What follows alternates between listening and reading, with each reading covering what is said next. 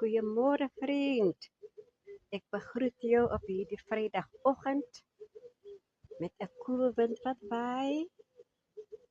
Ja, ek wys die blou lig, hemelruim, wolke en hoor die gekoer van die duif.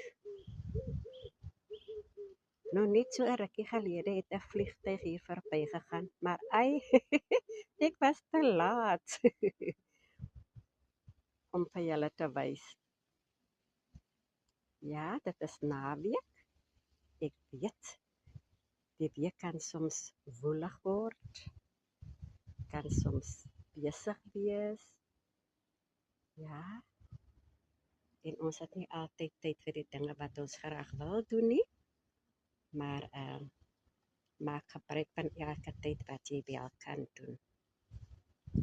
Ons het gisteraand die heerlike baie reën gehad wat geval het. Ons was baie dankbaar vir die reën. Ek werk 'n bietjie in die tuin. Die grond is lekker vog, sag en klam. En so al die tuiniers, ek wens julle alle sterkte toe met julle plantery, wat julle ook al plant die tyd van die jaar. Maar dat dit met almal baie goed gaan. Ek is Maggie. Ja, ons gesels weer 'n volgende keer. Geniet julle dag.